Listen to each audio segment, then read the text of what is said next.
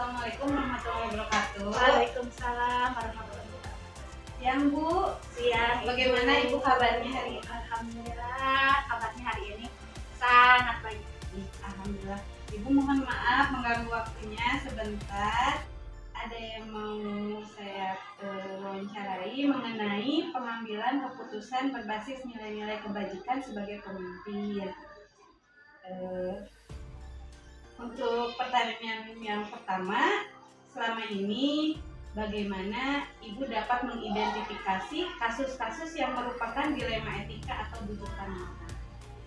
Yang selama ini saya lakukan untuk mengidentifikasi kasus dilema etika atau bahkan bujukan moral itu, yang pertama tentunya dengan mengenali kasusnya terlebih dahulu.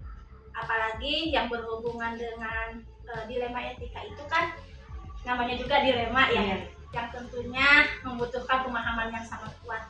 Apalagi dengan dilema etikanya tentunya tidak hanya pemahaman sebatas mengetahui kasus tersebut, tetapi juga harus mengenali lebih dalam lagi kasusnya. Karena untuk dilema etika itu tentunya kan kasus yang sama-sama dihadapi dengan yang benar, kasus benar dengan benar. Berbeda halnya dengan yang bujukan moral.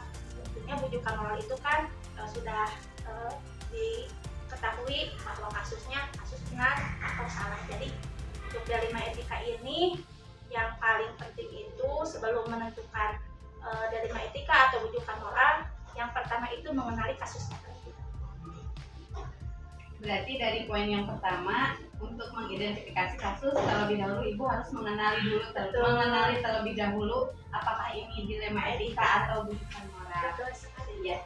Baik, untuk selanjutnya, selama ini bagaimana Ibu dalam menjalankan pengambilan keputusan di sekolah ini, terutama untuk kasus-kasus di mana ada dua kepentingan yang sama-sama benar dan sama-sama mengandung nilai kebajikan. Dua-duanya itu mengandung nilai kebajikan dan mengandung kepentingan yang sama-sama benar gitu ya. Seperti yang telah dijelaskan sebelumnya, jadi kita mengenali kasusnya dulu, kemudian yang paling utama itu adalah mengenali faktor penyebabnya kasus dilema etika itu mengapa terjadi. Jadi setelah mengenali kasus tersebut, kita akan paham dilema etika atau kebijakan apa yang akan diambil agar kebajikan nilai-nilai moralnya itu dapat tersampaikan, dapat dipahami secara benar-benar. Baik Ibu, kemudian menurut Ibu bagaimana nih langkah-langkah atau prosedur yang dapat Ibu lakukan untuk menangani kasus yang termasuk dilema etika tersebut? Ya, tentunya yang paling utama itu kita pahami dulu kasusnya. Pahami kasusnya, cari tahu apa penyebabnya sampai kasus itu bisa muncul. Setelah kita paham, setelah kita mengetahuinya, tentunya untuk pengambilan kebijakannya saya tidak bisa sendiri. Tentunya saya memerlukan bantuan terutama dari pihak terkait yang langsung terjun dalam kasus tersebut dan rekan-rekan kerja saya di sekolah, baik itu Bapak Ibu guru maupun tenaga pendidikan yang lain. Dan tentunya kalaupun saya harus mengambil kebijakan, akan lebih baik kebijakan itu berasal dari hasil musyawarah dengan rekan kerja atau pihak yang terkait dalam kasus tersebut. Berarti harus kolaborasi dengan rekan sejawat ya Bu ya? Iya. Kira-kira hal apa saja yang selama ini Ibu anggap efektif dalam pengambilan keputusan pada kasus-kasus dilema etika? Yang paling efektif itu tentunya ya kerjasama dan kolaborasi yang baik. Karena dalam hal apapun, apabila dilakukan secara kerjasama dan kolaborasi dengan baik dengan pihak terkait atau dengan yang paling utama itu dengan rekan kerja yang mengetahui bagaimana keseharian kita, itu yang paling efektif. Jadi musyawarah yang paling efektif itu adalah musyawarah. Ya baik Ibu, selanjutnya apa saja yang selama ini yang merupakan tantangan dalam pengambilan keputusan pada kasus-kasus dilema etika? Tantangannya apa ketika Ibu mengambil suatu keputusan? Yang paling pertama itu tantangannya sebetulnya keterbukaan. Jadi ketika ada kasus, kita tentunya untuk mengetahui faktornya, untuk mengetahui penyebabnya dari keterbukaan yang terkait tersebut. Jadi untuk menggali informasinya itu, Bu, yang terkadang memang ada rasa canggung, ada rasa malu, ada rasa takut ketika kita ingin mengetahui dari yang terkait dengan kasus tersebut. Jadi keterbukaannya agak lumayan untuk menggalinya. Yang kedua itu tantangannya ketika akan mengambil keputusan atau kebijakan itu, terkadang kan saya pribadi sebagai kepala satuan pendidikan tidak serta-merta bisa memberikan kebijakan secara personal. Tentunya ada dukungan dari rekan kerja, dari pihak-pihak terkait yang dapat membantu penyelesaian masalah itu. Nah, yang menjadi tantangannya terkadang pendapat dari setiap orang itu kan berbeda.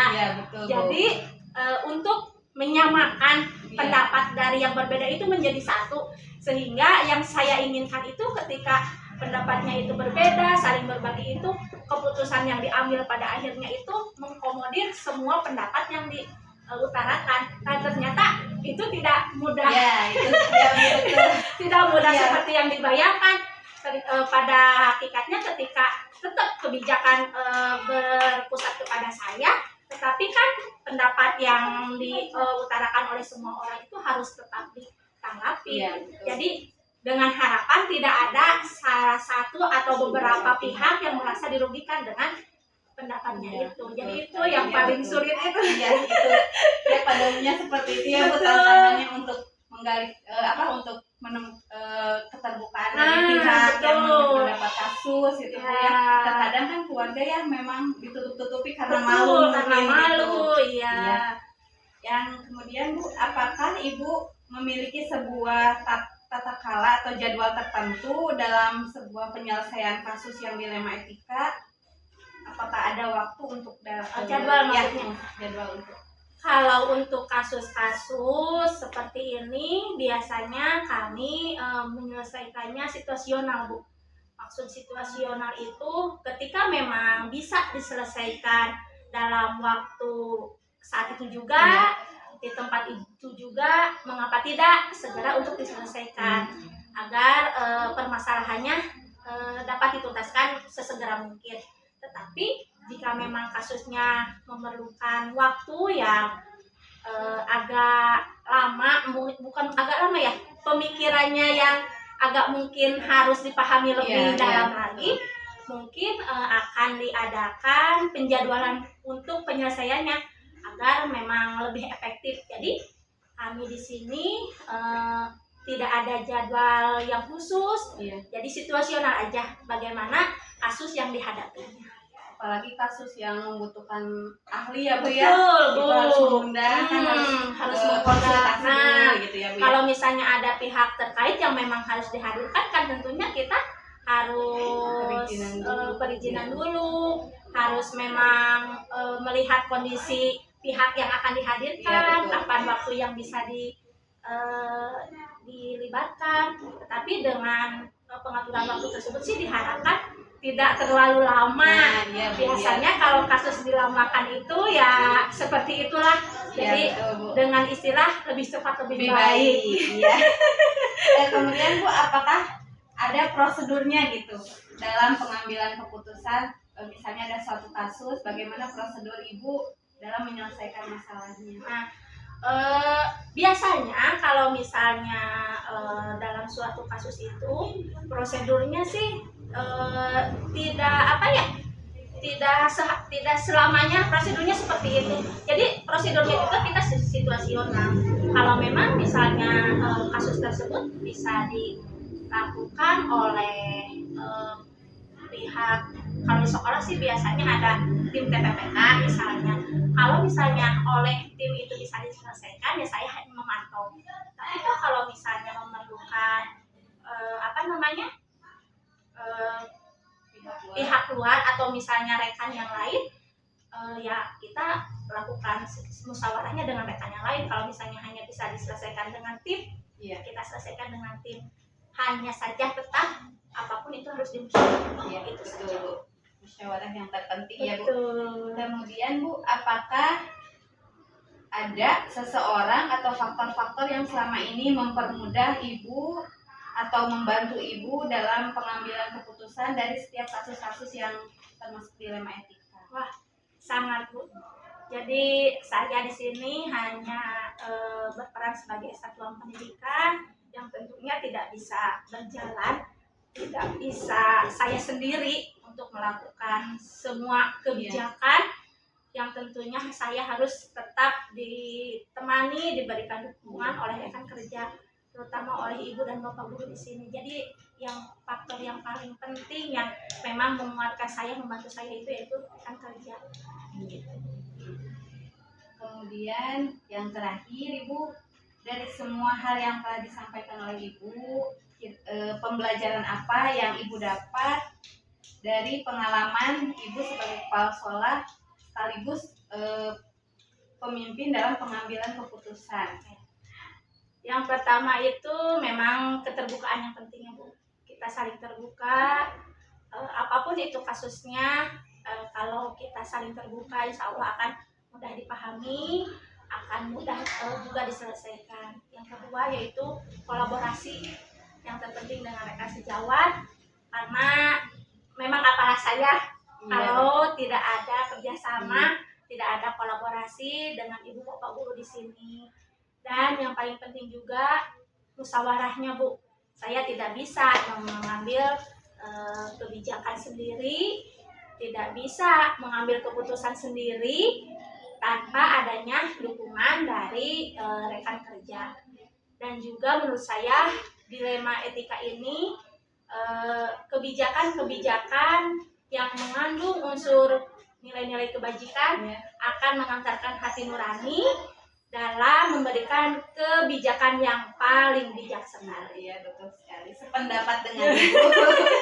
Ya, Ibu, ya intinya mungkin harus kolaborasi ya, Bu. Betul sekali kata Ibu tadi, harus berkolaborasi dengan rekan sejawat, dengan pihak komite sekolah, Betul. dengan para ahli yang dapat membantu kasus-kasus.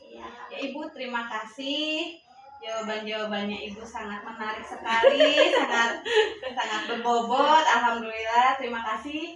Mohon maaf telah mengganggu waktunya. Sama-sama, Ibu. Semoga pertemuan pada kali ini dapat bermanfaat dan berkah ya, Bu ya. Amin, amin ya rabbal Iya. alamin. Selamat beristirahat untuk Ibu. Iya, Ibu, terima kasih sama-sama. Warahmatullahi wabarakatuh. Waalaikumsalam warahmatullahi wabarakatuh.